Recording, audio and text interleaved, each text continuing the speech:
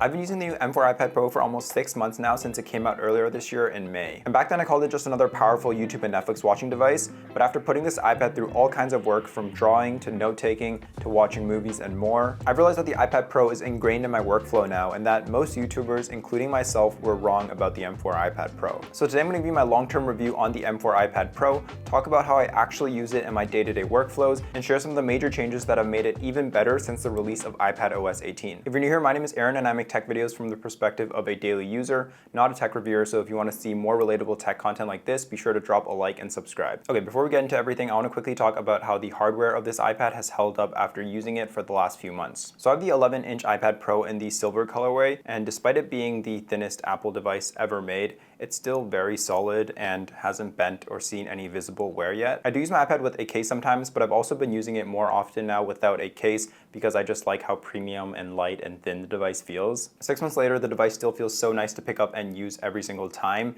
And honestly, the build quality of the iPad Pro is a big reason why I even started using mine more often. Like sometimes when I just need to do a singular task like scripting a video or brainstorming some ideas and I want a change of scenery from this desk setup, I'll choose to pick up this iPad, sometimes with the keyboard case, and just work somewhere else. Obviously, the actual working experience depends on what apps you're using, and it'll almost never be efficient for me as working on a real laptop, which I'll get into shortly, but that's a compromise that I'm actually okay with. The one area where it obviously is more efficient than a real laptop is when doing anything Apple Pencil related, which I've actually been using more than I originally thought I would when I first upgraded to this iPad. Okay, to be clear, I'm still not doing any pro work that would require me to upgrade to the Apple Pencil Pro, but I've actually found some features like the new squeeze function to be quite useful in my day-to-day work. When I'm taking notes, brainstorming, or sketching, I can just squeeze the barrel to bring up this UI menu that saves a lot of time for shortcuts like switching brushes or undoing and redoing something. And I'm a sucker for attention to detail, so seeing things like the dynamic brush shadows when you hover the pencil are things that add to me liking this iPad even more. I find that the more that I've been using my iPad for pencil-related work,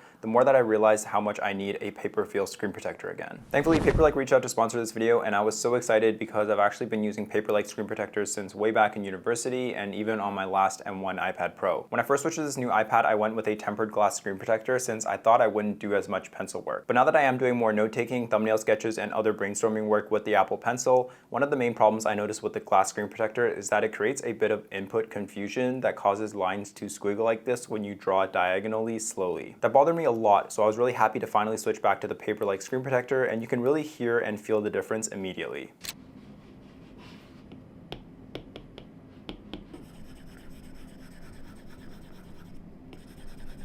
Paperlike screen protectors make writing and drawing on your iPad feel like real paper using a technology they call nanodots to emulate the friction and resistance of writing on high-quality paper. I honestly think this is one of the best investments to make if you're a student, an artist, or just anyone who uses the iPad with the pencil a lot, just because it makes the experience so much better and more satisfying. And a lot of other matte screen protectors out there create a cloudy display, but Paperlike has improved their newest screen protectors to be even clearer so you won't sacrifice any screen clarity. And before you ask in the comments, no, this won't wear out your Apple Pencil tips more than any regular use without a screen protector. I had one on my M1 iPad Pro for years and I never had to replace the Apple Pencil tips, so I still have like 8 of them lying around. So be sure to check out Paperlike using my links in the description below to level up your iPad and Apple Pencil experience, and they also have a 100-day satisfaction guarantee, so you really have nothing to lose by trying them out. But yeah, I now notice after trying to integrate my iPad more into my creative work that I see it as a much more essential part of my workflow, especially since I'm leaning into it for tasks that I wouldn't be able to do on just my MacBook and my desktop PC. That brings me to my thoughts on the day-to-day performance of the M4 iPad Pro, which I actually feel like has been held to an unrealistic standard by many YouTube reviews, and let me explain. So in my initial review of this iPad, I focused a lot on the heavier performance-based work that this iPad could handle, but complained about how the software iPad OS will never let it become a full laptop replacement. But the truth is, after using this device for a longer period outside of just testing it for a YouTube review, I never felt the need to do any of those things on the iPad anyways. Like, it's always going to be more efficient to use a laptop when you need to do any non-pencil work, thanks to the operating system, larger screen, full-size keyboard and trackpad, among other things. So instead, I've reframed how I evaluate performance of the iPad now as something that is distinctly different from my laptop and my PC, which in turn actually makes it more useful to me. For example, I almost always bring the iPad with me when I leave the studio now, since it's so slim and light and complements how I use my MacBook. Obviously, it comes in handy if I need to do any pencil work, but even if I don't, it's like having an ultra portable second monitor, and the battery improvements with the M4 chip make it way more usable for this, since I remember my M1 iPad Pro would barely last a few hours at high brightness as a second display. Another seemingly small change in this iPad that ended up enhancing the performance in my day-to-day workflow was moving the camera from portrait mode to landscape mode. Since I don't have a webcam set up on my desktop PC, I pretty much exclusively use the iPad as a high-quality dedicated webcam at my desk if I need to take any video calls, and the built-in speakers and microphone also make it a great experience overall. Obviously, this all doesn't change my opinion that having an M4 chip in the iPad is still overkill with the limitations of iPadOS 18, but I think for some people, simply knowing that your iPad can handle or continue a demanding workflow if you really needed it to, like when you're on the go or something, is a huge benefit and enough to make it worth the upgrade. All right, we can't forget to talk about my thoughts on the display of this iPad, since that is a huge highlight for most people, including myself. After a few months of use, I'd say a majority of my time spent on this iPad is still for casual and general things like browsing the web, consuming media, or just casually using it around the house. And for that, this iPad has been amazing thanks to how great this display is. The OLED screen produces deep blacks and colors that really pop, and the screen gets up to 1000 nits of peak brightness, which is pretty good even in very bright rooms, although I do wish it could go even higher like an iPhone. The thin and light build also make it great for watching longer TV shows or movies with in bed,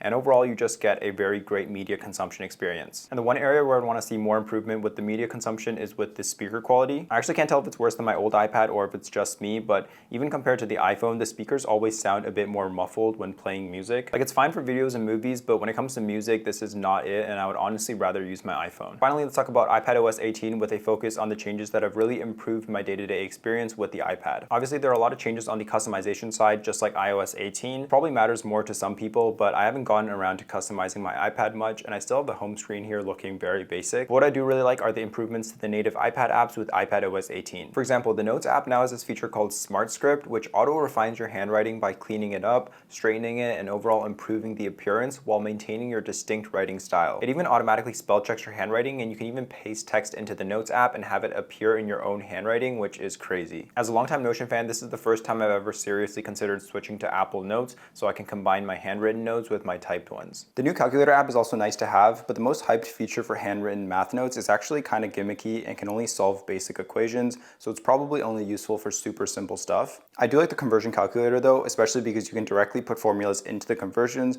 like if I wanted to calculate 25,000 US dollars minus 20% in Canadian dollars.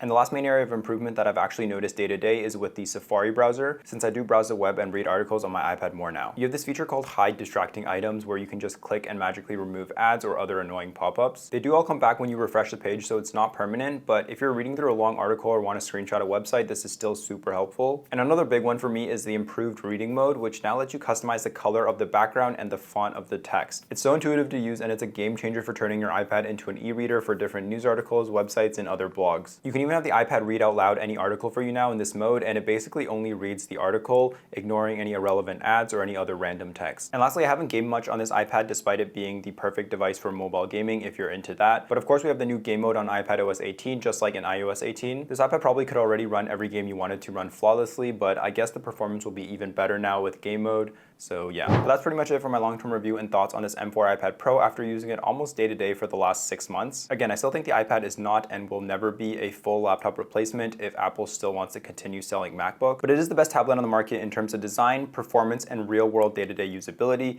and those alone already make it more useful than just another YouTube and Netflix watching device. For me, it's definitely earned its spot as an essential part of my workflow, since it does fill a gap that my MacBook and desktop PC can't. And you'll definitely find that to be the case as well if you're someone who does any creative work with the Apple Pencil. If you're trying to replace your laptop with this thing as a pro user though, you'll probably always be left with wanting a little bit more, and it probably won't be that different from the previous iPad Pros. But yeah, I really enjoyed using this device, and it really converted me back into being an iPad kid, which I was back in the day. Anyways, let me know if you have any questions about the M4 iPad Pro in the comments below, and I'll try and answer them. Thanks again for watching until the end, and I'll see you guys very soon in the next one.